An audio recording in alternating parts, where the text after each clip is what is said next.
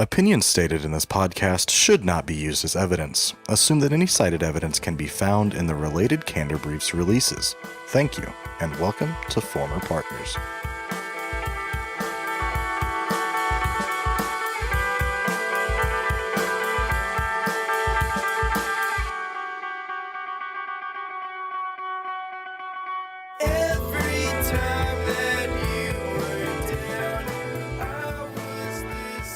Hello, and welcome back to the Former Partners podcast. This is episode 10. I am Lucas. And I'm Quentin. And we are former partners. Yes, we are. Today, we are going to be doing the in-depth episode on market rate housing, which is, for most of you, the district's topic this year. And will be, for most of you, the state topic, at least from the way I understand it. I haven't looked into how that stuff breaks up in other states, but in our state and surrounding states, typically March is districts, and then state in April is the same topic. So, for a lot of you, this is an important topic. I kind of don't like that, but I also kind of do like that. I feel like every important topic is a weird topic. But were you talking about how the districts topic goes to state also? Yes. Why? Because I kind of don't like it.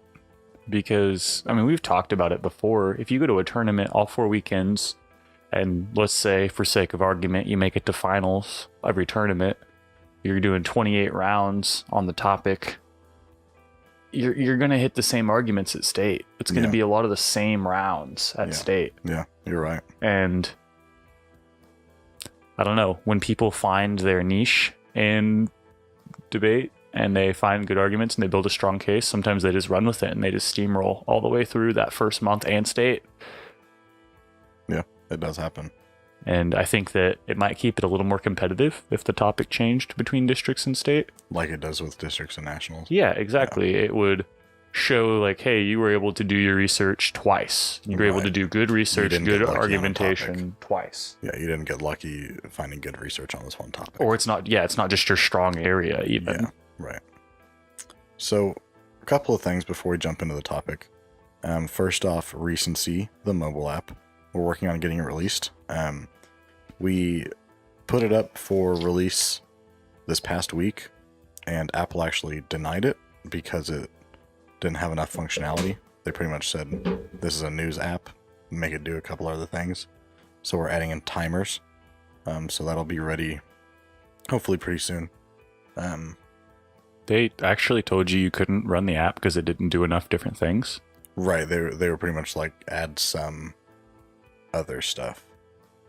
Just because of the system we use, pretty much we didn't add enough to that system to make it our own thing, I think. Oh, it was like a copyright kind of thing? Maybe. I'm not exactly sure. Mm-hmm. Andrew, the guy that's building it, explained it to me, and he said it's no biggie. I really didn't get it, but he pretty much said, if we put these timers in, it'll be good. Also, shout out to Andrew. Yeah. He's one of our behind-the-scenes people that helps Quentin keep from pulling his hair out with the coding stuff. Yeah, because I don't know how to code. And Andrew does. Andrew does. And Andrew, we know you listen to our episodes. Quentin told me, so thank you. And shout out to you. You're wonderful. Thanks. So follow us on Twitter for updates on that, at Candor Briefs. And at Former Partners. Former partners. So. Former partners. That too. I'm having flashbacks. The brief for this topic is available at candordebate.com. There's probably not going to be a second release, at least in the typical way that I do it, because I've just been still having technical issues. It's also a big brief. Yeah, it is 100 pages. There's over 130 unique arguments in the brief. Split up evenly between pro and con. Is this your biggest brief yet? I think so. I also think so. Yeah. But maybe later in the month, I'm going to do a supplemental, just like an update, some extensions, the closer to... Like a DLC? Yeah, sort of. Yeah. For like $15. Yeah. Buy the season pass and stay informed for all of our new offers. Yeah, speaking of season passes, email me at candordebate, or candorbriefs@gmail.com or candordebateco@gmail.com, whatever you want to do. if you want me to send you an order form for next season. We're about to start releasing those and sending those out. And if you're curious if it's a good deal to buy the whole season at once, yes. Yeah. You're saving, what is it, like $55?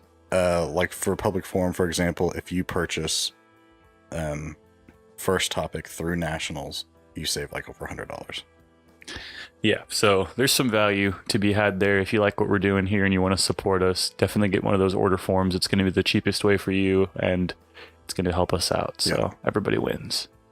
So I think that's all I had for introductory stuff. You want to just jump into the topic? Yeah, before all of you click off into the next Watch Mojo Top 10 video, we go ahead and jump into the topic. So, resolved. The United States should promote the development of market rate housing in urban neighborhoods. So if I'm pro, I affirm. Mm-hmm. Con runs their case, right? Yeah. And Con says, market rate housing isn't the answer. Here's an alternative. What's the first question I'm asking in Crossfire?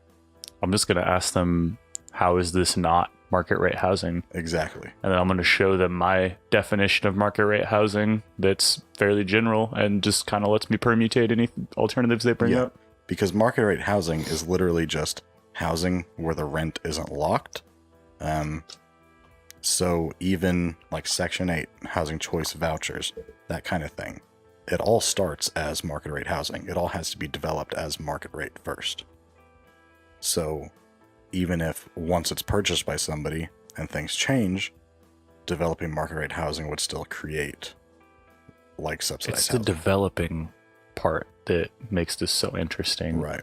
Because it's not about what happens after somebody moves in. Mm-hmm. It's about what happens when the house is being built and how it's being marketed. Right. So for example, like Section 8 or housing choice vouchers, what happens is, let's say I'm low income. Mm-hmm. I go to my local public housing authority, which is just the local office of the housing department of the government.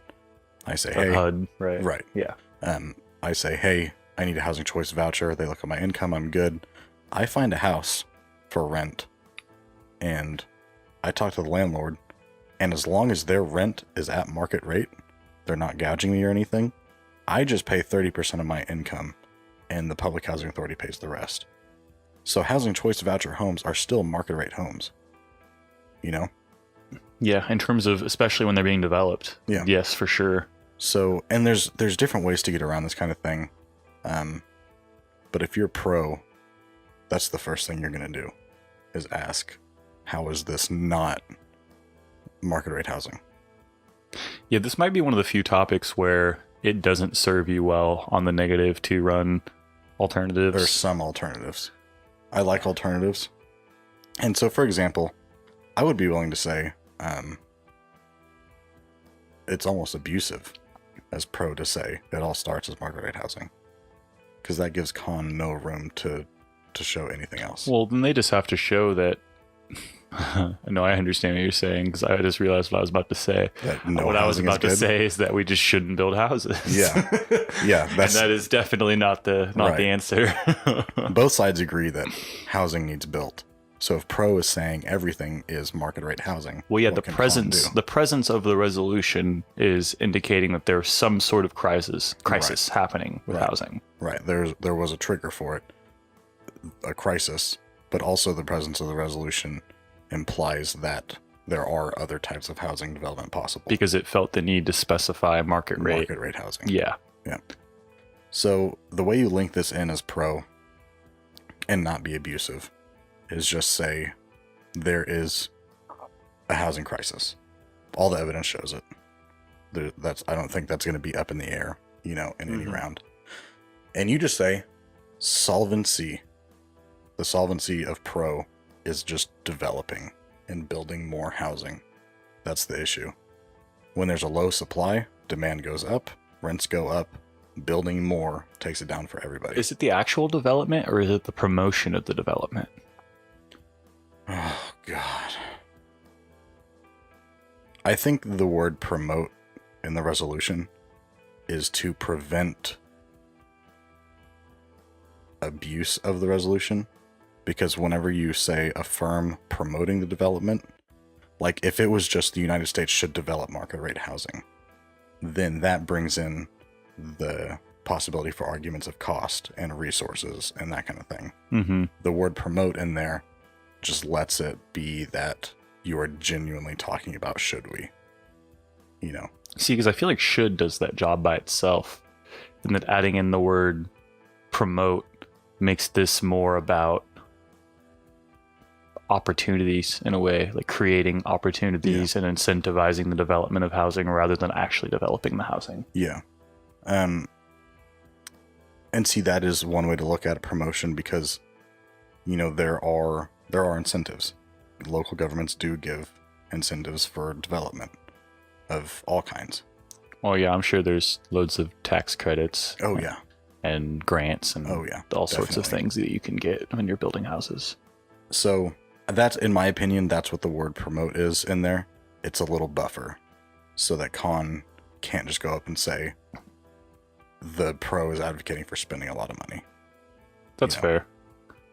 I think it's just it's a small little wall that does a lot. I think it gives the pro a chance to be weird, though. Mm-hmm. It does. It absolutely does. This topic's weird. Because, yeah, there's too many words. There's too many, like, specific words. Mm-hmm. You know, not only it's a long topic, not the longest one we've ever seen. No. But it is a wordy topic. And in this one specifically, almost all the words actually matter. Matter. They modify the topic in some way. They're not just bulk, like, filler language. So, when you're pro, I think generally you're going to be arguing, first, you set the stage with, we do not have enough homes. We have not been building enough homes for a long time. We're short. 2, vote pro, develop more, and that solves the problem for everybody. Because the idea and the evidence shows, let me pull up the cards here. Well, develop more in urban areas. Right. I guess that's the key. So, for example, Gowan and Cooper 2018 says by 2015, new unit construction had only reached 400,000 per year. This matches unit construction levels of the late 1980s when the population was 25% smaller.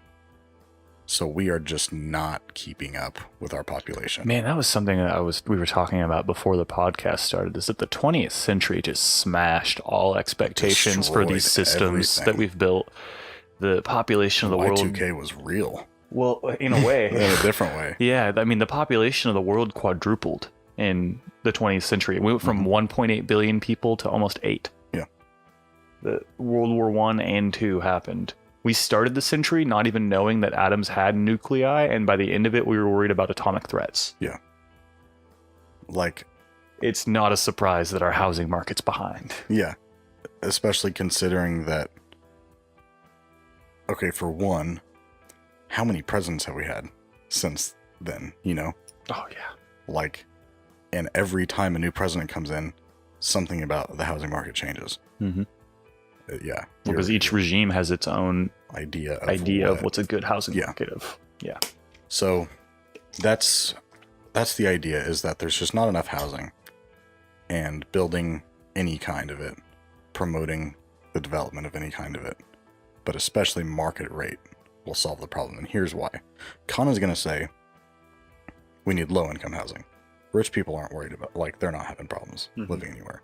It's low income people that do not have a place to go. So what you say whenever you're pro is that developing new market rate housing adds to the supply of housing at the lower end of the market. I like this argument. Me too. Yeah. It makes sense. It's an idea called filtering down, which there are blocks to in the brief, if you'd like to purchase the brief at candordebate.com. Is this just trickle down economics? Sort of, yeah. But with houses? With houses. So this is from the California Legislative Analyst Office 2016. Building new market rate housing increases the supply of housing available to low-income households. New housing generally becomes less expensive over time. Market rate housing constructed now will therefore add to a community stock of lower-cost housing in the future as these new homes age and become more affordable. Housing considered luxury when first built declined to the middle of the housing market within 25 years. So, this, combined with the fact that generally what we've been seeing in the housing market is because there is not enough housing overall, high-income people don't have enough options, so they purchase and live in middle-income housing. So then middle-income people are pushed down to low-income housing. But low-income people can't move to the top and take up that luxury housing. Low-income people just don't have houses now. Yeah. So even building high-end luxury housing will even out the market.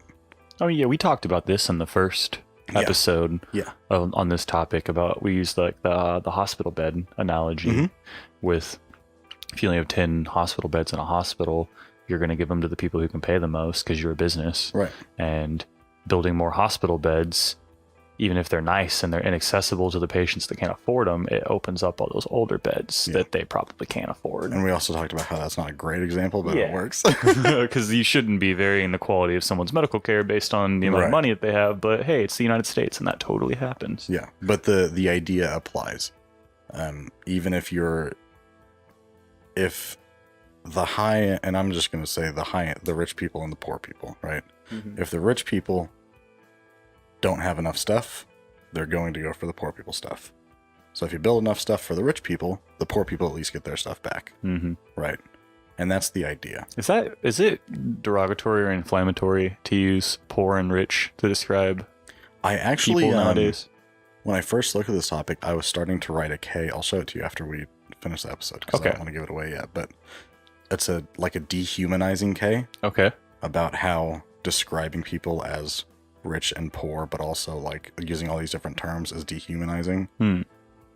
I would say it is. It creates an us and them mindset, which is always bad unless you're talking about team building exercises like games that we agree to play on set terms. But this isn't that. This is a much larger thing. Yeah, it's very Marxist. Yeah. So I'm thinking about writing some Ks with that. Somebody do a great K involving some game theory, and especially. Oh yeah, I'm going to. That you're creating an unfair scenario where literally one side is getting a word associated with them that also resonates with good, and the other side is getting a word that resonates with them that's associated with bad. Earlier, whenever I said there's not going to be a second release, if there is, it's going to be weird stuff. It's going to be squirrely and like weird stuff, because that's the stuff I love. But yeah, is it messed up to say that? Probably, but I'm going to get really tired of saying high income, low income, over and over. So it might slip sometimes. Just know that we are of the poor, so we can say the P word. I am so low income. Yeah. We have the P word pass. Don't worry. Yeah. Speaking of poor and rich, economy. Affirmative or pro has great economy arguments on this. You have local economic booms and national economic booms from voting pro. At least that's what the evidence shows. So, Burger, 2016. I know. I love it. Me too.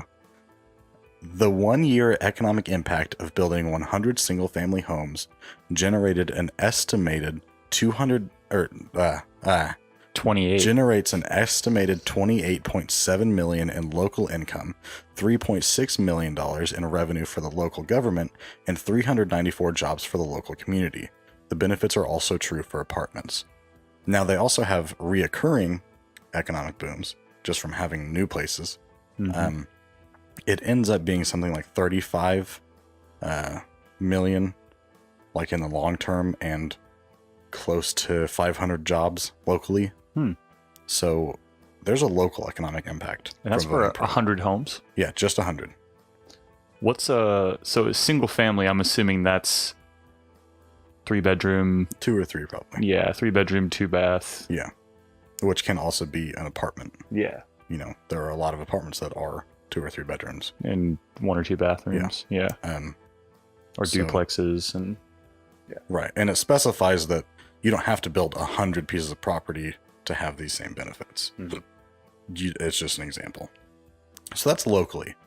So if you think about that, we make that much in one city or town from developing. What happens nationally? It's insane. Is there a diminishing return on that? I don't think so. So what it says, at least for the local card, local economies also enjoy recurring income after building those homes. They can expect to bring in $4.1 million in local income and $1 million in government revenue each year, along with 69 new jobs for the local economy or community. So I'm sure at some point it starts to diminish. Because I was gonna say, it's not like we can just go to every urban area in the United States and build an extra 100 homes and guarantee this result every time. And so running the math like that would be a little abusive. Right. But I mean, when we would do that, so this is just a little, I guess this is kind of a sidebar for running analytical math arguments based on numbers you find in your evidence. So let's say you find this kind of card where it's like 100 homes generates like $50 million in income and it creates like 500 jobs for a local community. Yeah. And you want to cross apply that to every urban area in the United States. So you get a piece of evidence that says there's 100 urban areas in the United States and you want to generate 100 homes in each of them. And it's going to generate like, what would that be, like $5 billion? I don't know. It's going to generate like $5 billion and like 5,000 jobs. Yeah. Well, what I would do in that case is instead of advocating that the math runs the same across the board, this is a chance for you to be like, Judge, if you do the math as the card states it, you're going to have $5 billion in additional revenue and you're going to have 5,000 new jobs across the nation. It'd be 50,000 new jobs? It'd be 50,000. Yeah, you're right. 50,000 new jobs across the nation. Didn't carry my zero. Yeah. Then you turn around and say, well, we're not even going to use our top numbers. Cut those in half. Yeah. And we'll use half of our estimates that our evidence supports, and that's still a good outcome. Right. And that's a way for you to kind of get away with cross-applying these kinds of small examples to the nation as a whole. To the nation. Or, alternative, you have a card from Glazer and Giorco 2018 that says real GDP could be nearly 9% higher if there were new construction in just 3 high productivity markets of New York, San Francisco, and San Jose, so that people could move to equalize wages. It's saying on the national level, even just in 3 urban areas, New York, San Francisco, and San Jose, if there was new construction of housing, we would increase real GDP by 9%. That's 2 trillion, or like 1.8 trillion. Man, that's a hard projection to make. Because I'm reading the other bit that we didn't read off in there about how, like, what factors can cause variations in their model. That's a lot of factors. Right.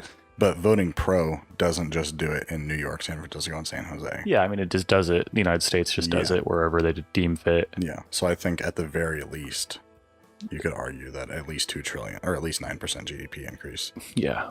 That's huge. Yeah. Average GDP growth every year is like 1%, 2% maybe on a good year. On a really good year. Yeah. Like a war year. So, you create a 9% growth just by developing houses, and it's good stuff. How do you prevent, oh, never mind. That isn't topical. What? I was like, how do we prevent another housing bubble from happening? Yeah, I don't want to talk about that. Yeah, because I feel like that's just watch The Big Short. That's the immediate downfall of developing all these houses. If you ran that against me, like, what about a housing bubble? My answer would be, Judge, the government would watch The Big Short.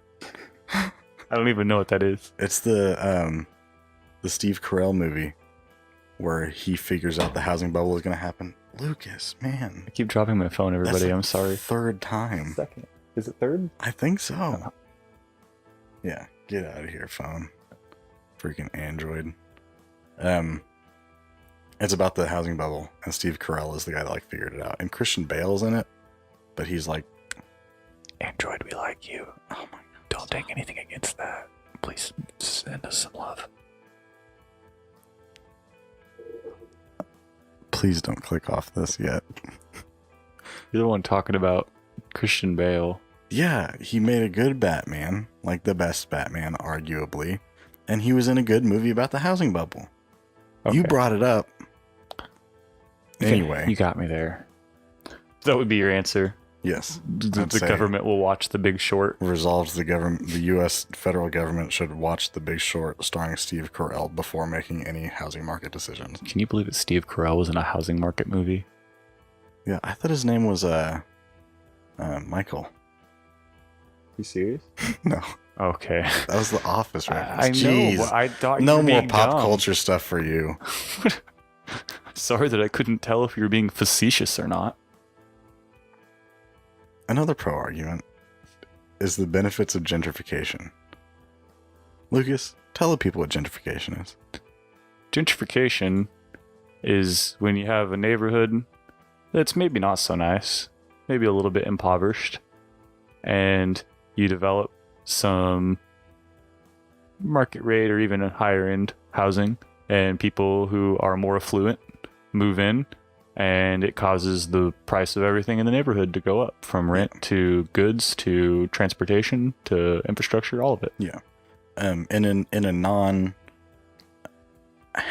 specific, in a non-like resolution specific way, gentrification generally is just the effects of rich white people moving into a poor minority neighborhood. I was really holding off on just yelling about it being whitewashing, so I'm glad you said rich white people. That was a much more... Some of the definitions specify rich, like wealthy white people. No, I know. Yeah. That was a much more tactful way to bring it up than what I was going to go with. Yeah. Wealthy Caucasians. Yes. So that's what gentrification is. The way it links here is typically whenever we develop market rate housing. Okay, let's start off with what is an urban neighborhood. In most cases, urban are low-income minority. That's what the definitions show. That's what a lot of the evidence shows. For an urban neighborhood? Yeah. I thought it also had to do with the amount of population. No, it does. It does. Population aside, generally, who is in an urban neighborhood is a lot of low-income. What demographics are generally represented in an urban neighborhood? Usually low-income. Okay, if we promote market rate housing in these urban neighborhoods, that's a lot of middle-class and high-class white people coming into these low-income minority neighborhoods. That's gentrification. Okay. Is it a bad thing? Depends on which side you are. Right now we're talking pro, so no. It's a good thing. It also depends on who's leading the charge. Right, exactly. It's a very case-by-case instance. Yeah, it is. Never mind. Anyway, yeah. So, one of these arguments, for example, gentrification may be the solution to concentrated poverty, which is an issue in these urban neighborhoods because of the demographic, because of how poverty works. It's just circular, So the U.S. Department of Housing and Urban Development, May 2018, very good source. They probably know best, I'd say, They said by introducing high-income households into previously predominantly low-income neighborhoods, gentrification may be part of the solution to concentrated poverty. Ellen Terratz Espinoza described the observed decline in poverty levels for voucher neighborhoods as the gentrification effect.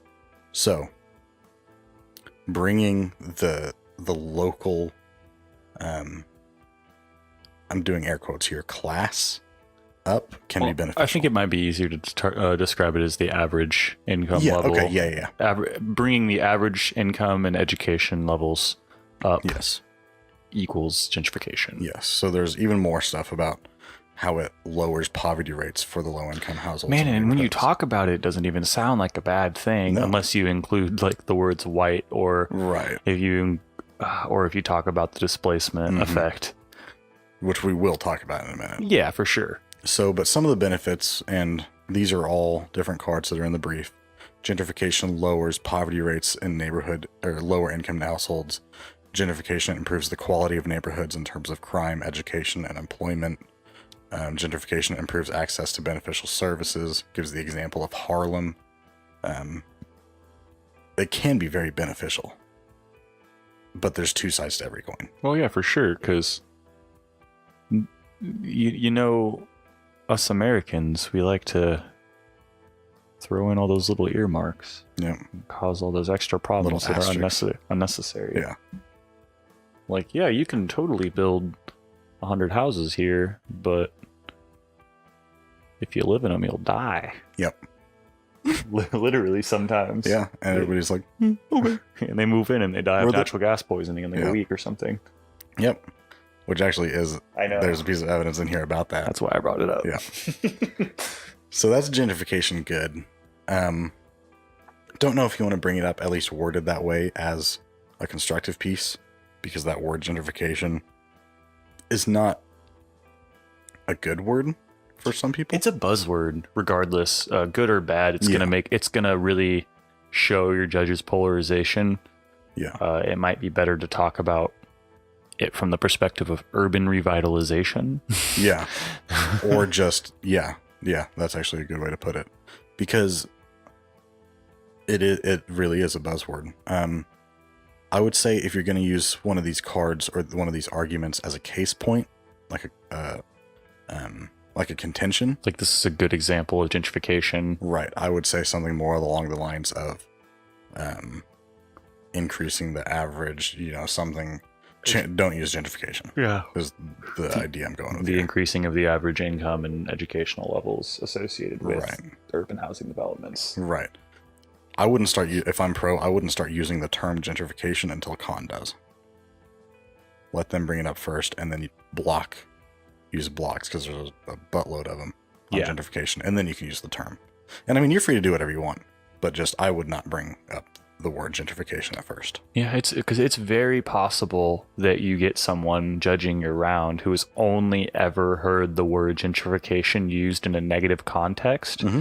So the second you drop that you guys are pro gentrification on pro, they might just sign the ballot against you right there. Yeah. And that's not a good judging methodology, because that's taking your personal bias into account, but it does happen. Yeah. So the last argument I want to talk about would be the idea of needing urban revitalization, like Lewis was just talking about, and the idea of try or die. Try or die is this idea that there's an issue with urban decay, or also called urban blight, or also called shrinking cities. All of these terms mean the same thing. The decline of urban areas. This can be in terms of the physical housing available getting worse. This can be in terms of economics, all kinds of things. But this started with an argument by Silverman et al. 2016. It says once cities start to shrink or decay, they don't stop, and they need revitalization. The card says urban decline is no longer viewed as a cyclical process that flows with economic trends. It is a sustained phenomenon. Once it takes hold, the downward trajectory for a shrinking city becomes self-perpetuating. Economic decline and fiscal stress lead to population losses and the decay of the built environment.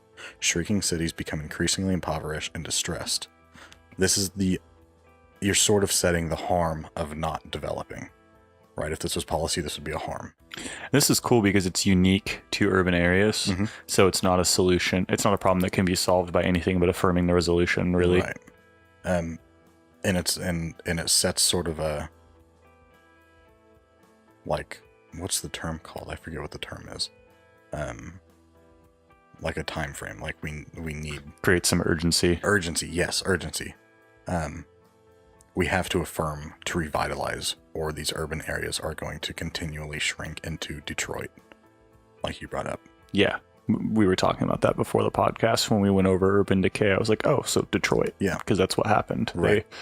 They had a few bad years economically, and then it just kept going. Yeah. Because nobody reinvested. And yeah, it just tanked. Until the automotive bailouts, the city was pretty much underwater. Yeah. And it's still not great. No, definitely not. It's still heavily impoverished and another example down a lot of jobs is Flint, Michigan. Oh yeah, wonderful. They had the water crisis, and urban decay took hold, and they didn't try to revitalize, and now it's awful. Sauter, Stebbins, and Komen 2017 says that after all of that stuff happened, now the poverty rate in Flint is the highest in the nation at 40%. Now, if you think that this is cool that we brought up Flint, because it gives me a chance to just kind of point something out to people. This is a crisis. Yeah. Like, the situation in Flint, Michigan is real bad. People aren't thinking about it. There's a band that you guys can check out on YouTube or wherever. It's called King 810, King 810. It's metal. Yeah, it's a metal band. It's pretty heavy. They so curse. if you're not into that, then you probably shouldn't watch it. But in their music videos, they're in Flint, Michigan a lot of the time. All the rundown houses, you see all the overgrown lawns and this.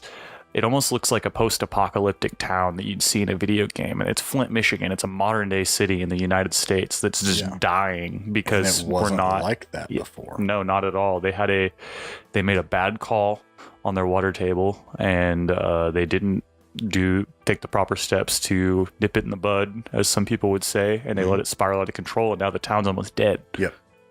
That is the harm of urban decay. And I think Flint is a great example. Flint and Detroit is what I would use as framing for the judge. This is what happens when we don't revitalize. Well, because the development of new market rate housing in Flint would also probably correspond with fixing the water issue, because I don't think you can create a house with unsafe water and legally allow people to move into it. Yeah, exactly. So it could, and it might be a little late for Flint now. Yeah, but nobody can invest in that city now because they let the decay slip to the point that for one company to go in and build anything new, they'd have to fix the water problem themselves. Right. So what happens? How do we know that revitalization and development solves it? There was a study, Gordon 2016, says that U.S. cities have begun to address the issues of city blight through the enactment of urban containment policies. These policies are revitalization. That's just the official term. The studies show out of close to a little bit over 100 cities studied, cities with these urban containment policies have lower levels of blight. They have lower levels of decay. So revitalization and development solves. I mean, this makes sense. Like Joplin. It's pretty logical. Joplin's a good example, even because we had a major shock in 2011 with the tornado that just ravaged the community, destroyed a huge amount of housing and infrastructure. Lots of people moved away. The town was shrinking rapidly. And then we got enough government bailout funds and FEMA funds and different things and grants to build and revitalize the infrastructure and create new housing. And now the town is bigger and better than it was now before. the town's bigger and better for sure. So that's how voting pro solves, is we stop blight. And that impact enough that's why the argument is called try or die. It's used more in policy, and it's usually a bigger impact, like vote AF or everybody dies kind of thing. Yeah, but no, this is a good one because you're creating, like you said, you're creating urgency. You're showing urban areas are decaying, and they're going to continue to decay unless we take action. Well, what kind of action can we take? We can take the action of promoting the development of new market rate housing in urban areas. What does that do? It creates this amount of economic stimulus. It creates this many jobs. Exactly. That's going to lead to urban revitalization, so on and so forth. Boom, bam. Strong pro case. You're a state champ. Skiddly doo-wop. Exactly. That's it. Some skeet in there. Because what happens is whenever you're... Scat. I just realized I said some skeet in there. And you were scatting.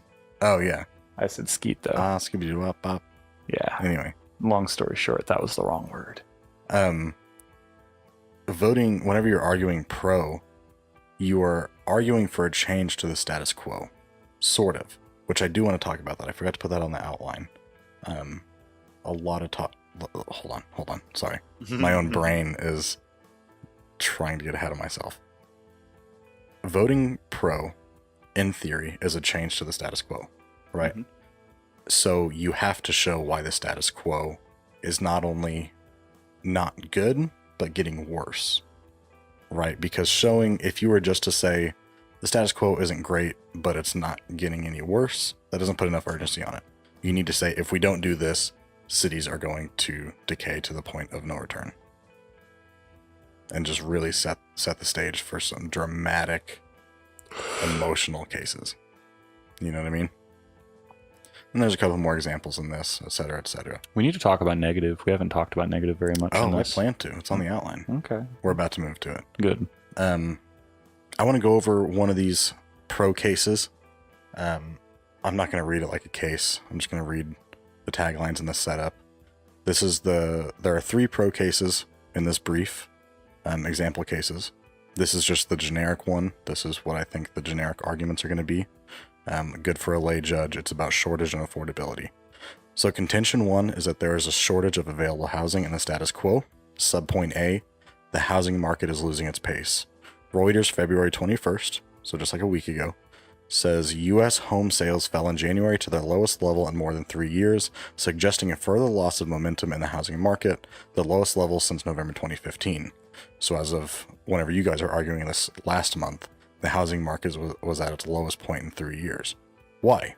Subpoint B, slowdown is due to high prices and lack of supply. From Doherty, February 19th. The housing sector appears to be in a precarious position. The National Association of Realtors blamed rising prices and a lack of supply that has left buyers underwhelmed by their choices. So you're saying all the houses that are available, there's not that many of them and they're too expensive? Mm-hmm. So we need to make a bunch of houses that are more affordable? Right. Like maybe at the market rate? Exactly. Wow. So high prices and a lack of supply is causing this slowdown. We address the lack of supply in our subpoint C. Housing construction is too low for our population growth. This is that Gowan and Cooper 2018 card that talks about how we're building at the same level as we did in the 80s when we had a much smaller population. So that sets the stage for why are we talking about this? What's the issue? What's the urgency?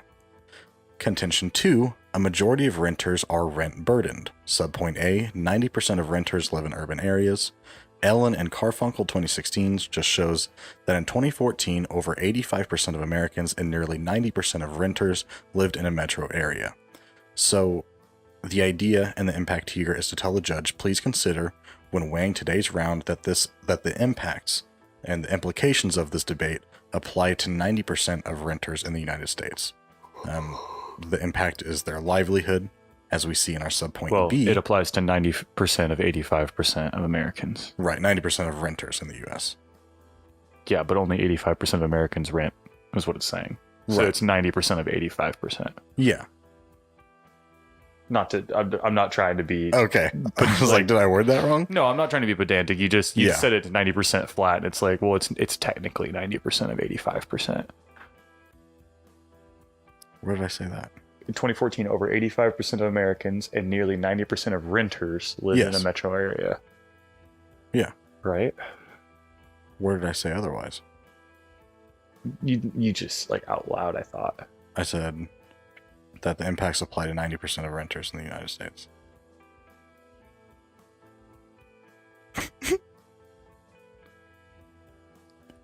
Let's just go on. Subpoint B, 25% of renters are burdened. Ellen and Carfunkel again, 2016. In all but 4 of the largest metro areas, at least a quarter of renters were severely rent burdened, meaning they faced rents equal to at least half of their household income. Being rent burdened or severely rent burdened indicates that a household's income is insufficient to afford housing. What this means is that we are talking about the livelihood of nearly every renter in the United States, a quarter of whom are severely burdened by the cost of living in their homes. We need to solve this problem. Contention 3, new housing development makes all housing affordable. From the U.S. Department of Housing and Urban Development, May 2018. It's a long card. I'm not going to read it all. It pretty much just explains that whenever we build market rate housing, even not subsidized, not below market rate, just standard market rate housing, the filtered down effect makes all housing market rate affordable. So whenever we build market rate homes, even if at the time that we develop them, market rate is not affordable for low income people, the bigger supply and the filtering down effect makes market rate affordable for everybody. Well, that makes sense. Yeah. So this case is pretty much contention 1. Here's the issue. Here's why we have the issue. Because right now there's a type of counterproductive scarcity occurring to where there's only so many properties available, and because there's only so many properties available, property owners feel like they can price gouge. Right. And that people don't have a choice because they don't have anywhere else to go, and they're right. Right. In a great economic scale, supply is always just a little bit less than demand. Right? So everybody can make money and there will always be a demand for it. In this situation, supply is so short of demand that the price has gone up so much that even the people that demand it don't have enough for it. Yeah. And the people that can't afford it don't want it because Yeah. it's they're overpaying. It's like if if the supply for water was so short that everybody really wanted water, but it was so short that I couldn't afford it, nobody wins. Yeah. I die. You know? And that's kind of, I mean, housing is very necessary. Yeah, housing, I mean, it's considered a necessity in terms of things that humans need to survive. Yep. You know, food, water, and shelter, that's housing. Yes. Yep. That's like standard. So this case just outlines contention 1. Here's the issue and here's why we're having it. Contention 2. Here's the effect that issue is having on people like us. Contention 3. Here's how Voting Pro solves it. I think it's very good. So I think that's just the good generic approach. So now let's talk con. First, consider when we're looking at con and looking at the resolution resolved, the United States should promote the development of urban or market rate housing in urban neighborhoods. Con has the ability to negate any part of this. They can negate the entire thing. They can negate the word should, the word market rate, Urban. Right. So they have a lot of ways to attack this. And they're not stuck in that, you know, all of this is bad idea. So just consider that whenever we're talking about these different approaches. I'll do my best, and Lucas will do his best to point out which part of the resolution we're negating. So first, displacement. I think displacement's definitely going to apply to urban. Yes, absolutely. That you're negating the urban part of it because that's where the greatest impact with displacement occurs. So displacement occurs because whenever we were talking about gentrification earlier, we outlined that the resolution sets the stage for high-income people moving into low-income areas.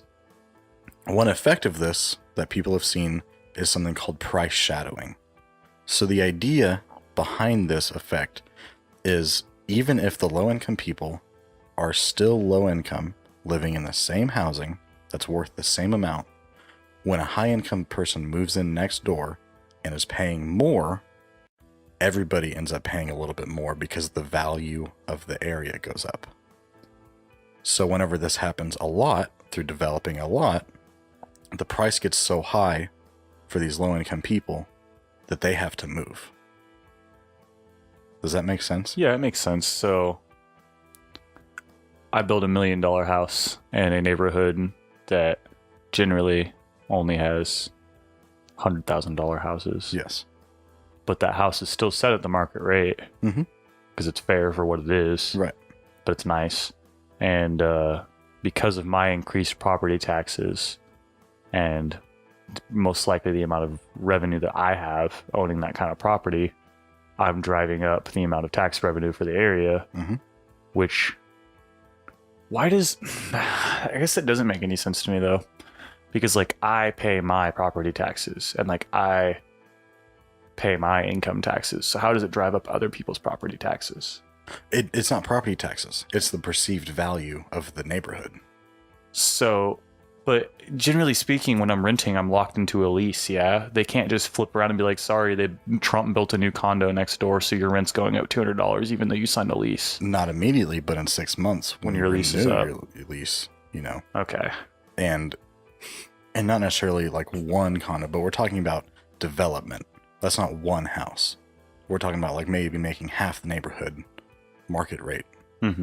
That in 6 months or a year is going to make the neighborhood seem better, higher so income. That might raise everybody's rents by $200, you know, or $300, $400, $500, whatever it is at the end of the year, thus making it unaffordable for the bottom 10% of people. Right. So this card from Amy Chu, November 5th, says a survey of 18,000 housing units found that most displaced households were forced to move due to cost considerations. In contrast, and those cost considerations would be pricing increases. In contrast, low-income residents who managed to remain in these areas overwhelmingly lived in public housing or rent-stabilized units. So the only places they didn't get displaced from were areas where their rents didn't increase. Or where they can't increase. Right. So that, I mean, that's what shadow pricing or price shadowing is. Whenever the perceived value of the area goes up, even if the actual value of where you live. It does make sense because, you know, you have, in a way, you kind of have upper middle and lower class corporations that have incentive to move into a neighborhood if there's more people making $60,000 or more a year there now than there used to be because of new housing developments, which can even further push these kinds of prices up. Yep. Because if 100 people making that much money move into a neighborhood and they build a new Starbucks down the road, and then all of a sudden there's a new Publix close by, and like a Natural Grocers and stuff like that, all these traditionally upper class, or not necessarily upper class, but just more affluent places for people to go, that's also gonna right. And see, here's we were talking about the other side of the coin. That stuff you just talked about technically would be good. Yeah, it would be good because it would create jobs and it would create revenue and tax dollars and for low income people. Yeah, access to services and whatnot. But they're not necessary services. Exactly. And they're things that, like you said, are going to boost the perceived value of the neighborhood.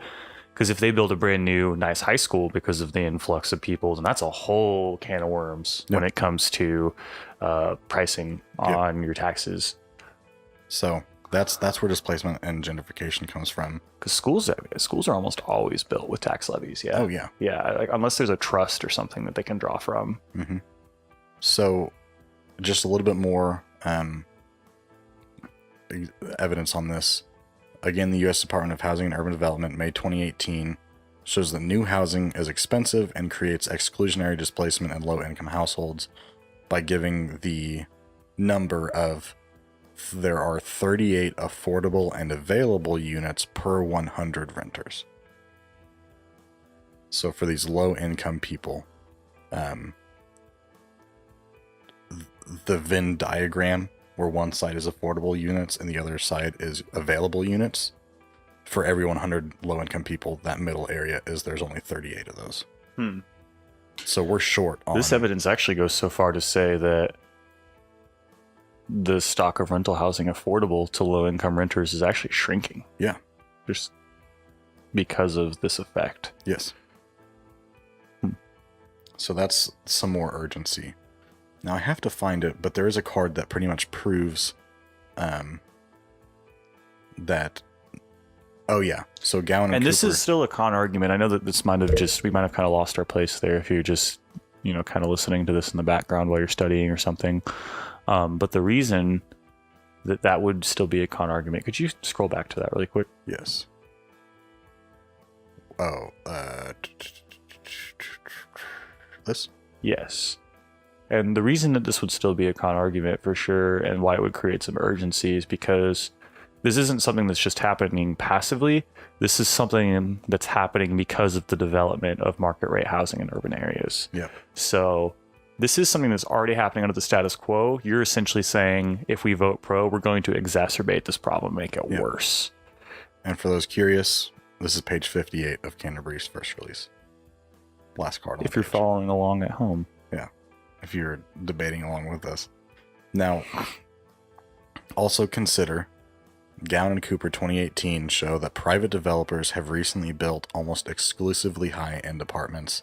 In 2016, 40% of new construction consisted of units costing $1,500 per month and up, while a further 25% consisted of $1,100 to $1,499 units. So what that means is that whenever we're talking about private development, like the resolution is talking about in most cases, it's almost exclusively high-end stuff. Yeah, and filter down just isn't good enough for me. Yeah. As an answer to what do we do with these low-income people? Yeah. Because it's like, well, they just have to wait until there's hand-me-downs. Yeah, exactly. And it's like no, we should just be building housing that they can afford. Yeah. So one alternative that we'll talk about just in a few minutes whenever we get to the alternative section of the podcast is inclusionary housing, which is an agreement between the local governments and the private developers. They say for like every 100 market rate units you build, you have to build 30 below market rate units. Which, we'll talk about that more later. But con does have some solvency on both sides. So that's displacement. Gentrification harms. Displacement is a harm of gentrification, but there are other harms. Rent increases, like we talked about, being bad for these urban neighborhoods. Leading to displacement. And rent increases are coupled with a rising homeless population, Gown and Cooper 2018 shows again that Obama administration programs precipitated a substantial decline in the number of homeless people, but skyrocketing rents are overwhelming these programs. So from 2016 to 2017, homelessness increased by 0.7% overall, an increase driven mostly by West Coast cities experiencing spectacular rent increases. In LA, rents have increased by roughly a quarter since 2010, and the homeless population increased nearly 26% last year. It's almost proportionately with the rate of rent increase, the homeless population increased. Yeah, so we're seeing a direct causation between rent increases and the homeless population. Wow. And it's not happening passively, because like it talked about just a few years ago, we had policies set in place to stop this, and it was working. But they're being overwhelmed. Right, because by the rent increases. It's just too much, yeah. It's so counterproductive. And it's like, I don't know, it's almost like they're telling people who can't afford the rent that they're not good enough to have a house. Yeah. Is what it feels like. I know that that's not the goal for all of them. I don't think that anybody builds an expensive house with the thought, like, I can't wait to watch all the poor people squirm because they can't afford this place. Yeah. But you know, we have to have janitors. Like, we have to have fast food workers. We have to have retail workers. Until we can create some sort of robot workforce and move on from money, which is a long time from now. We haven't been able to even begin to conceptualize this yet. We're going to have people who fall into the poverty line or lower, you know? And just because they don't make as much money as other people doesn't mean they're less valuable. We have to cater to every member of society in some way, at least to meet their basic needs. And if you're listening, consider that I know it seems like Lucas and I are really supportive of Con and hate market rate housing. We're not.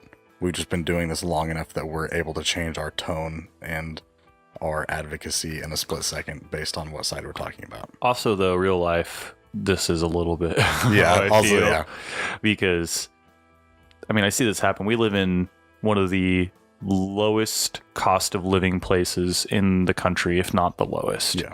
And we still see people struggling to meet rent around here. We still see people struggling to meet bills around here. And so often the answer is, we'll get a better job. You know, go to school and get an education, get a better job, go $60,000 into debt so that you can make $2,000 extra a year, or $10,000 extra a year maybe, or something like that. And the jobs aren't there, and the houses aren't there. And when really the issue is, in our area, we don't have low-income housing. Yeah, exactly. We don't have low-income housing because we have so much industry here that the people who are leading that industry are developing everything for them, not for the general populace. Yeah. So just consider that we do lean kind of con on this topic, but we're also just really good at changing tone. I'm also a little biased, if I'm being honest. But we would be able to argue pro, no problem. Oh, yeah. Yeah, that's what I'm trying to get at. I get you. Another general harm of gentrification is that I think whenever we talk about that gentrification is a bad word, it's actually because of the changes of culture in a neighborhood. And the big impact is that minorities lose a lot of political representation. Not going to read this card. It's really long, but you get the idea. Well, yeah, this is just what I was talking about, how, you know, they come in and they build a Starbucks.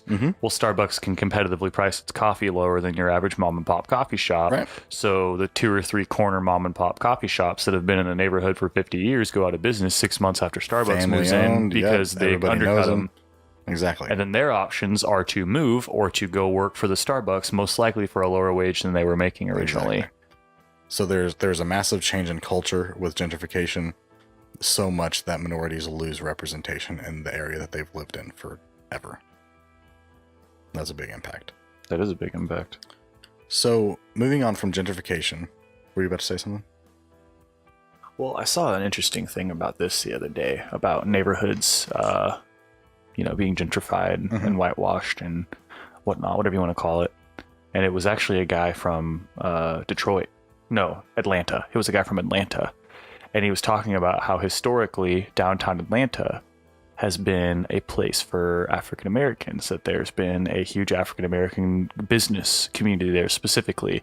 A lot of local businesses just run by African American families, and it's been a great thing. They've been super diverse as a result of it. And he's talking about, people talk about the scary white man coming in and gentrifying neighborhoods and taking advantage of these people and pushing them out by buying them out for cheap prices and whatnot. And he says a lot of that does happen, but it's not always that. It's also the children of these people thinking that what their parents built for them isn't good enough. Yeah. And they see a payday. Yep. And they sell it and don't realize that they've just given away a piece of local business into a corporate takeover of their town.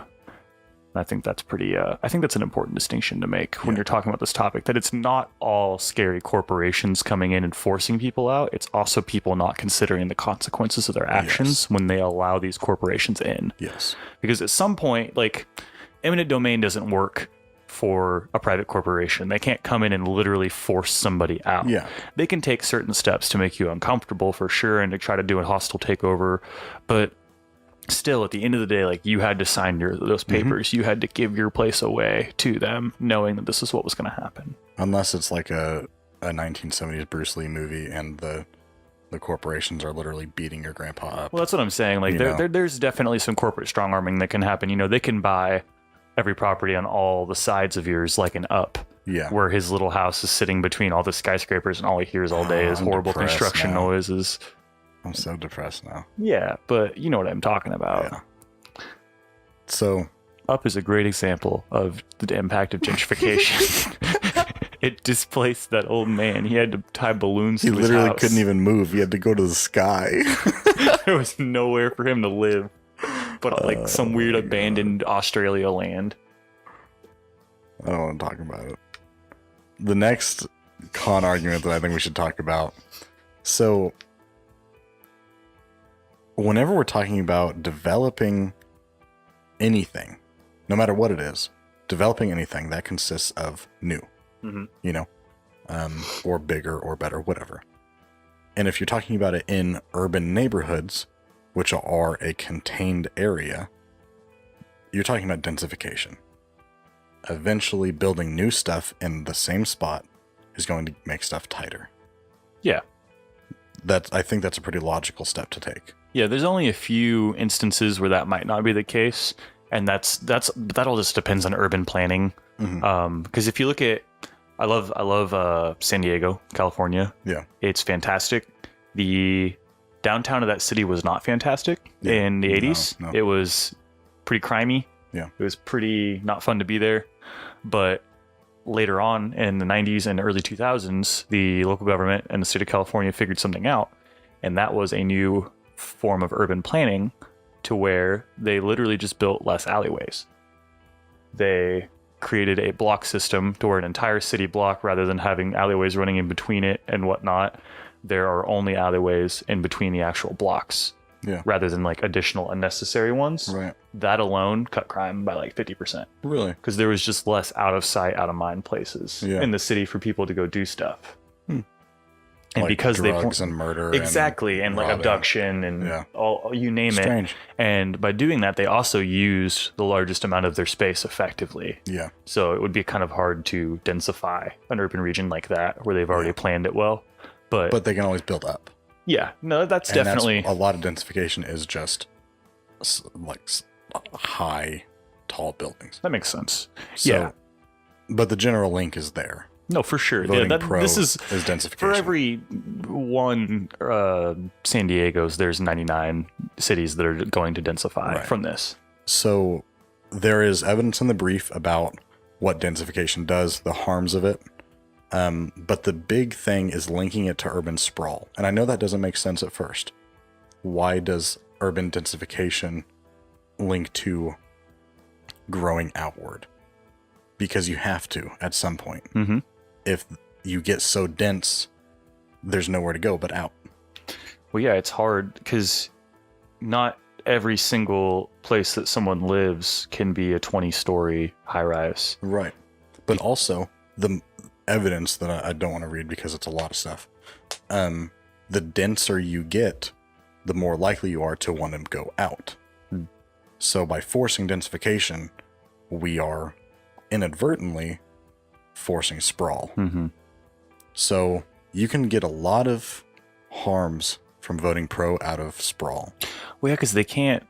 Yeah, that's interesting because there's a lot of logistical issues that go into that. Because if you if you're accounting for the population increase and you're densifying the housing in a city to meet the current population's needs, then you're also going to have to densify other services to meet the population's needs. But if you've already used up 50% of your available space in the housing alone, at a certain point, like you said, the only way to go is out. Yeah. Because you can't build a high school on the 13th floor of a high rise. You could try, but or you can be Joplin and put it in a mall, you know. For viewers at home that may not know, after the Joplin tornado, there was a short period of time where the Joplin High School was hosted out of the local mall.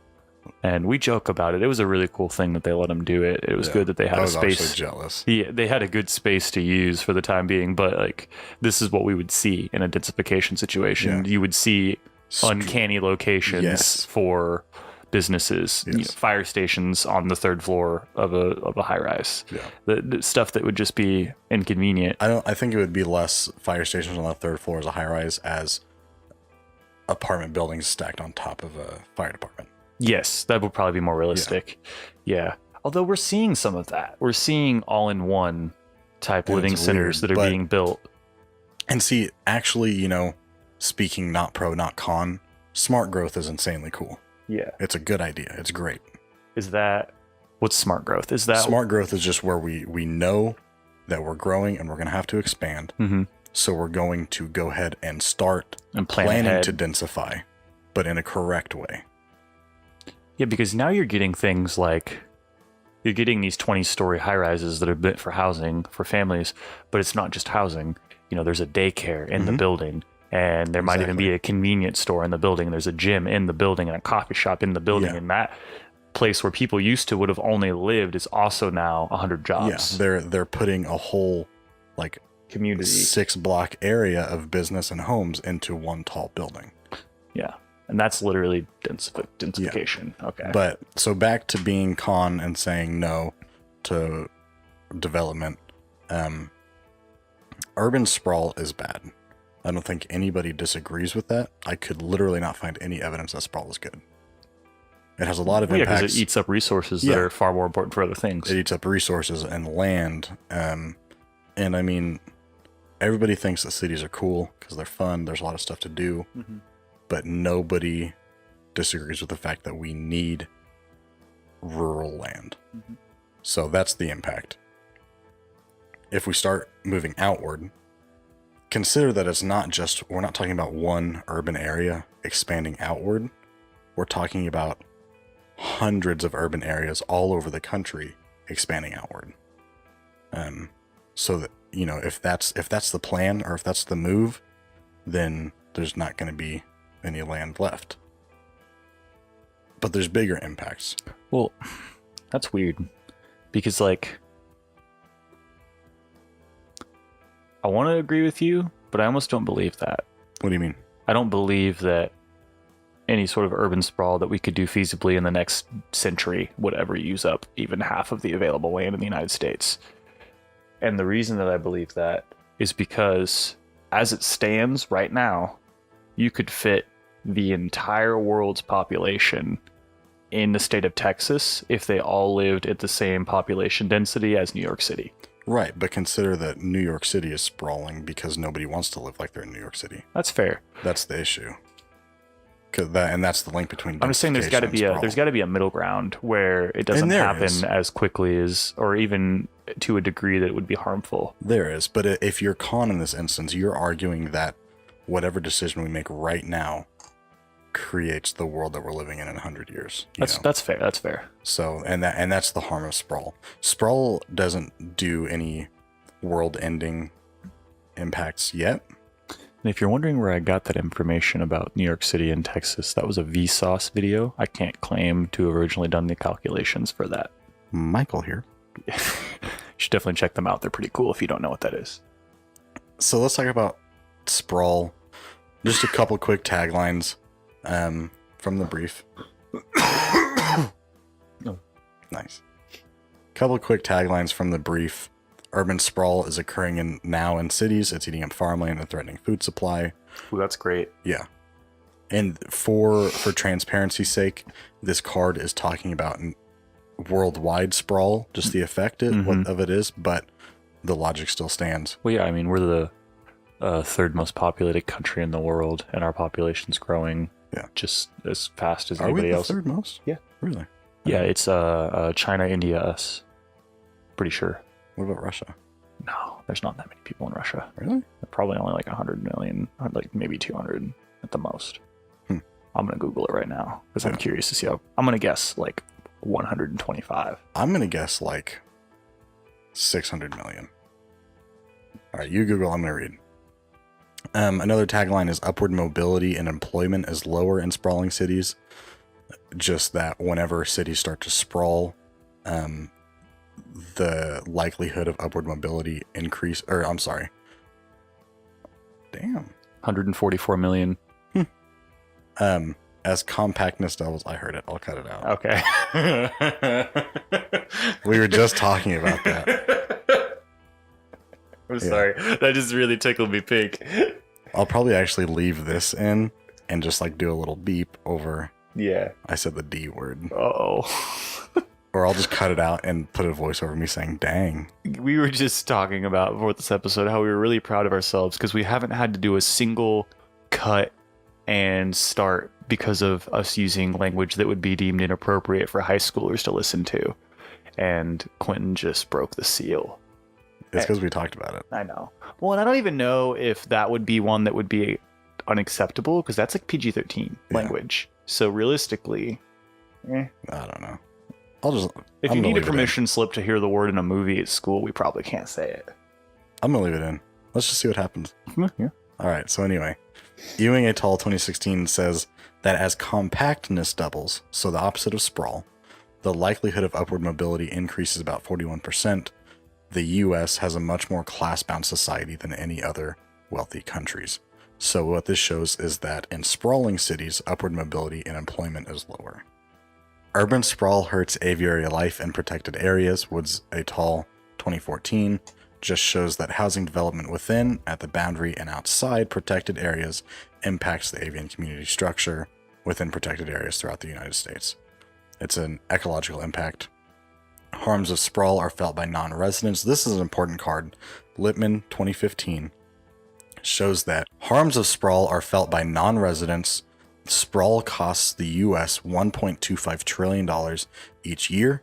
Lippman 2015 shows us that through things like reduced agricultural and ecological productivity, increased public infrastructure and service costs, etc., whenever we sprawl outward, the costs are imposed on residents that aren't sprawling. The costs are imposed on residents that aren't in the sprawling areas. And the sprawl imposes more than $400 billion in external costs and $625 billion in internal costs annually in the United States.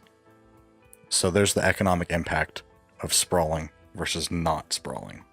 So you can link this to pro. You can link the costing the U.S. $1.25 trillion to pro. It's pretty good. Yeah, I really like it. And of course, typical environmental impact. God, I love environmental impacts because obviously there's climate change deniers still. I don't even think there's that many outright deniers anymore. I think most people are just skeptical because for some reason we're living in this new age of skepticism where nothing but what you read on Facebook is automatically correct. Even though it just released that a huge body of scientists said it's 99.999% likely that. Oh yeah, and it's 99% of scientists that are saying that. Yeah. That they, and that 1% is like, they're not saying no, they're just being like, I don't know. I don't know. Yeah, exactly. It's annoying. And I think that regardless of, if your judge is skeptical about climate change, if your judge is denying climate change, I think we can all agree, regardless of that there are things you can do to hurt the environment and that we shouldn't deliberately hurt it. So and we should take steps not to. Exactly. So you can definitely still make these kinds of points, even with that skepticism floating around nowadays. Yep. So linking sprawl to this, Howie 2005, the U.S. is losing 2 million acres of land a year to sprawl. More than 50% of Americans live in places where the air is unhealthy to breathe, and respiratory diseases are on the rise, and half of the damage to our streams, lakes, and rivers is the result of polluted runoff from paved surfaces. Direct impact to environment. That's it. That's it on sprawl. Print cut. Yeah, You I got love the it. sprawl argument. Yeah, I mean, you hit them with that cost argument, you hit them with the sprawl argument, you hit them with displacement, and those are three really hard harms to fight your way out from underneath of. Because, I mean, displacement alone can counteract almost all the benefits that the pro can claim. Because if the biggest problem, if the housing crisis is that there aren't enough houses for people, if you're literally showing that, yeah, you're building houses, but you're doing it in a way that's displacing more people anyway, they're not even solving the problem that they're setting out to solve. Exactly. Then if you can link that further to economic harms and environmental harms, that's just icing on the cake. Yep. That's good. Good stuff. Good stuff. So let's talk alternatives. A lot of people like alternatives, including me. That's why I put so many in every brief. First, we're going to talk about just generic, just like public housing. And we're just going to move through them pretty quick. Rad housing, for example, is what is it called? Wait, Quentin. Yes. If I run an alternative, don't I get called out for running a counterplan? Oh, thanks for asking me that, Lucas. I appreciate that. No. So if you're advocating an alternative is better than market rate housing, so you need to vote con, that's a counterplan. But if you say we're showing alternatives compared to market rate housing as an opportunity cost point of view, not a counterplan. And you're not saying vote con because of opportunity cost. You're saying vote con because opportunity cost and also harms. Yes. You should never put You're your whole looking at it plan. as an all. Well, you should also just never put your whole, like, all your eggs in one basket. Don't hope to win the round on an alternative. Yeah. Alternatives are just a good example of they're not the only ones that can solve. Exactly. But they're the only ones that try to solve while also making things You worse. kind of pull. I guess it's like the policy equivalent of just showing that their benefits are non-unique. Yeah, exactly. That's a good way to look at it. So rad housing gives low-income families the affordable option of staying in place, doesn't displace like everything else does. That's an example of public housing. Housing choice vouchers and other rental assistance programs help alleviate exclusionary displacement of low-income households. Again, talking about a different type of housing that doesn't displace low-income people. Preservation-friendly incentives for existing affordable housing, such as Chicago's Class 9 and Class S. There's municipal housing, adding supply where it's needed, making it self-sustaining. In the status quo, subsidized housing needs an expansion right now. That's from 2018, Goen and Cooper. They show that the existing subsidized housing portion only covers about 22% of people who need it and are eligible. An example of social housing working in Austria, etc., etc. The one I really like is mixed income neighborhoods. Mixed income neighborhoods are areas where, through development, they do part market rate housing and part below market rate housing. This is what you were talking about earlier, right? Where developers are like, hey, if you're going to build 100 market rate houses, you also need to build 25 low-income houses. Exactly. What this does is allows you to take all the benefits, if you want to argue that there are any from pro, but also solve the low-income housing crisis. There is an entire section of So this. it's like a perm do both on con? On con, yeah. That's dirty. Yeah, I love it though. Fights segregation, reduces poverty, promotes equity, and benefits children later in life. There's examples of it with the Hope 6 program. Hope 6 restructured urban neighborhoods with mixed income housing and reduced crime. Can pros still not take this argument, though? No, because pro can only advocate for market rate. What if their form of advocating for market rate is with mixed income, though? Well, that's more than pro then. That's extra topical, I think. But I don't feel like there's anything in the resolution that says they can't. Because the goal for the pro is to say we need to promote market rate housing.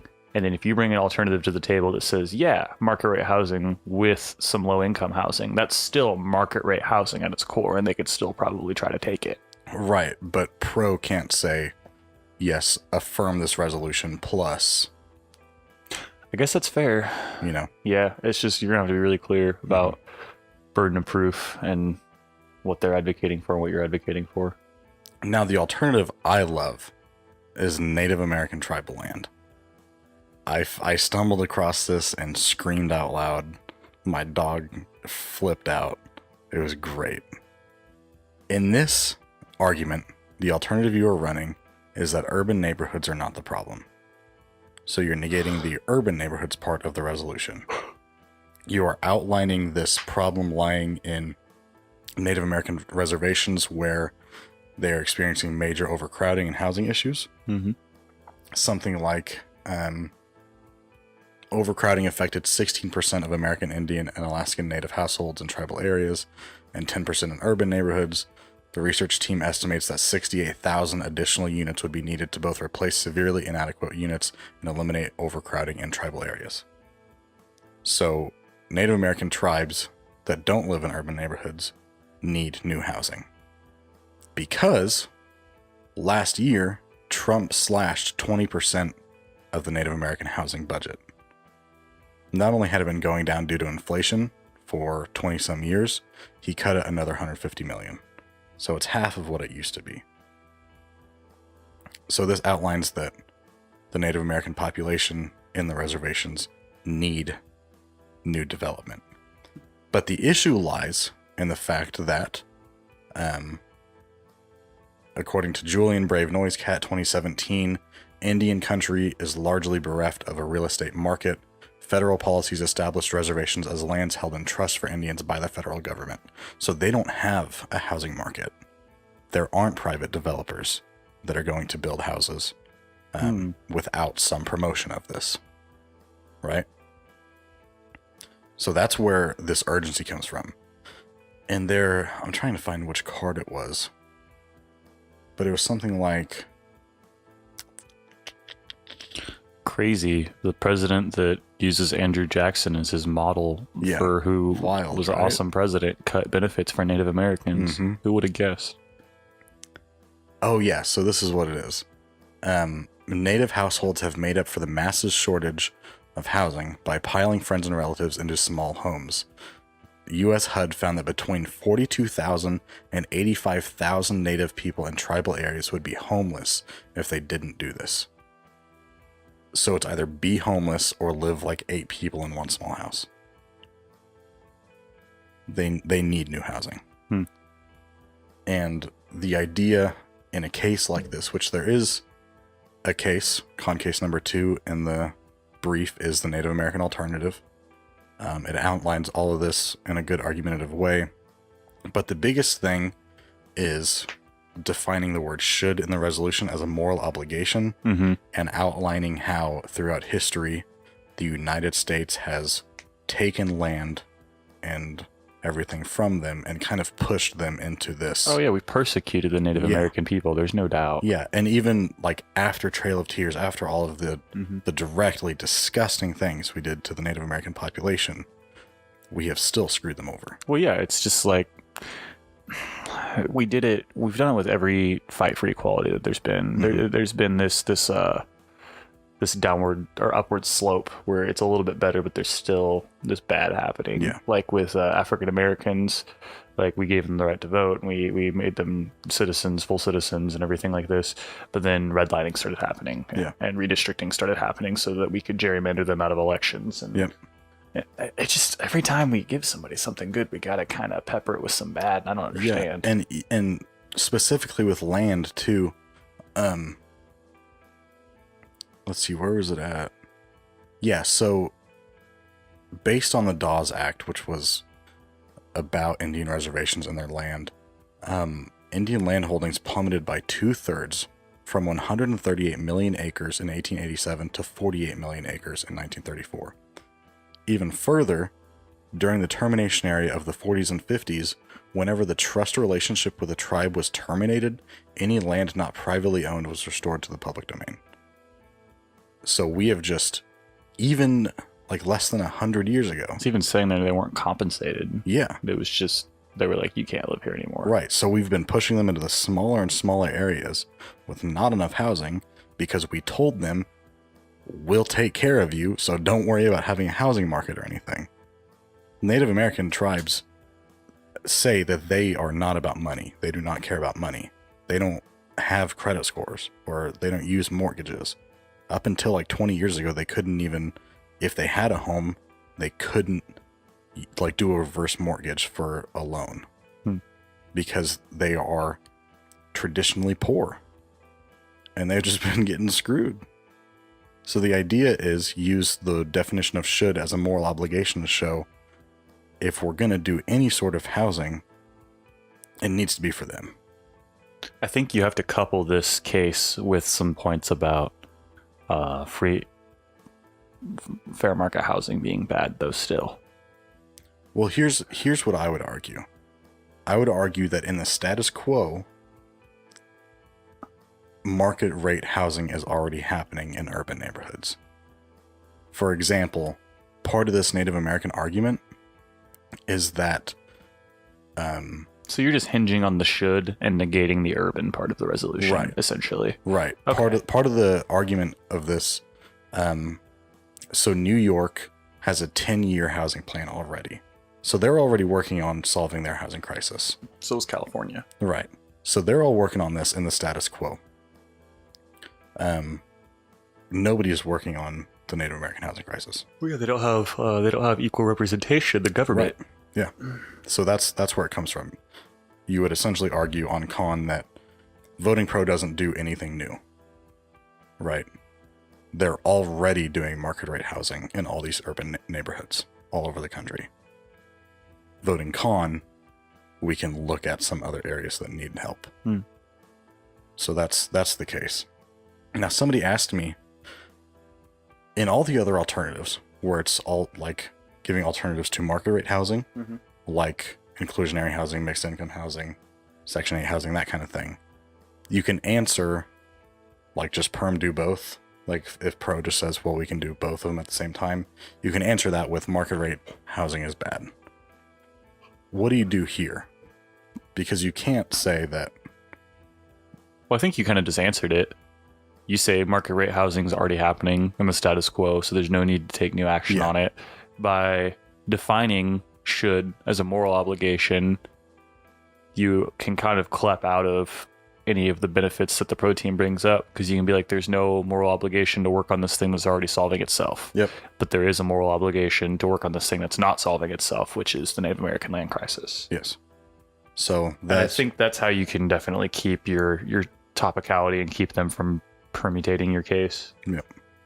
And that's a really good answer. So you could even go so far. This is kind of fun. You can even go so far as to say that market rate housing is totally a great thing. On the negative side, you can just be like, we don't need to do it in urban areas, though. Yeah, we don't need to promote it anymore. So you can be like, everything they're saying, yeah, it's true. It's definitely a thing, but that's because it's already happening. The reason we have all these numbers and they have all these figures they can bring about it is because it's solving itself. The current status quo fixes this. Yeah. So let's not worry about rich white people and New York City anymore. Yeah.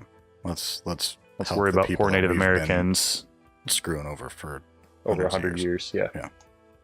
So yeah, that's the Native American alt. Since we set foot on the continent. Yeah. That's how you answer the perm. So to the gentleman that asked me on Twitter, hey, how do I answer this? That's how you do it right there. It's already happening, so there's no need to vote pro. I think you kind of take, if you can take away the pro's urgency on the con, you have a lot to work with. Because, I don't know, housing is one of those things that the government will never get involved in unless there is an incentive, like a way that they can make money, or unless there's a massive need, like a crisis. Right. Which is what is happening right now. There's a crisis. Yeah. We have a huge homeless population. It's only increasing. So they're feeling the need to intervene because the free market isn't solving. Yeah. And the idea, again, with just one more thing with that Native American alt, the evidence shows that, for example, New York's 10-year plan, if we did that, it would solve the entire Native American housing crisis. Like if we did it in Native American areas? Yeah. Like the scale that New York is doing for their housing plan, if we did that, it would solve. So that's the idea behind the Native American alt. It's interesting because that card said that it was like 88,000 Native Americans would be considered homeless were it not for, societal, like their culture and how that they can couch surf around with each other and whatnot. the population of homeless in the United States is large, but it's not that large. Right. So if you're considering them as part of the population of the homeless, then you could be... Native Americans are making up a large percentage of the homeless population, is what I'm trying to get at. Yes. I would say more than half. Like, I'm going to look it up right now. If you liked anything you heard, this release is available with everything we just read and talked about at candordebate.com. It is $25 unless you use the promo code Steve for Steve Carell in The Big Short. So use the promo code Steve to get $5 off this brief on candordebate.com. And as you just heard, we like to answer questions off Twitter, especially whenever it's about something that we know what we're talking about, like in this instance, the Native American alt. So if you have any questions for us, follow us on Twitter at @formerpartners, just like it's spelled. There's no space because you can't do that on Twitter. So follow us on there, message us, tweet us, reply to us. If you have any questions, I'm always on my phone, so I'll get it immediately and typically respond within like 10, 20, 30 minutes. And the same goes on YouTube. If you're watching this on YouTube, leave a comment below. Yeah. Quentin has been doing a really good job about responding to comments on there. Even if it's just a nice, he'll still respond. Yeah, YouTube, it takes me about a day or two. Because for some reason, even though I'm logged into the Former Partners account on my phone, it doesn't send me notifications on my phone. Weird. I only get notifications when I get on desktop. So, also today I broke my monitor to work on stuff. So stuff might be moving a little bit slower until I replace it. Because I'm a 2-screen kind of guy, and I feel hurt right now. I feel like I broke my leg or something, and I'm about to run a marathon. Also, for those that were curious, if the 88,000 Native Americans that are considered to be homeless technically in Native American tribes are also considered homeless in the overall like national numbers of homelessness, that would mean that Native Americans make up like 17% of the homeless population in the U.S. Yep. Like 1 out of 5 homeless people is Native American, and that is horrible when you consider that they make up like less than probably 1% of the overall population of the U.S. Yep. Or like 5% or something. It's bad news bears, and something needs to be done about it. So that's what Con is about. Yeah. So, again, candordebate.com. Use the promo code Steve for $5 off the brief that we've been mentioning this whole time. If you have any questions, follow us on Twitter at @formerpartners. The Recency mobile app will be out soon with timers and all the good stuff that we've been talking about. I hope you're still excited for it, because I am.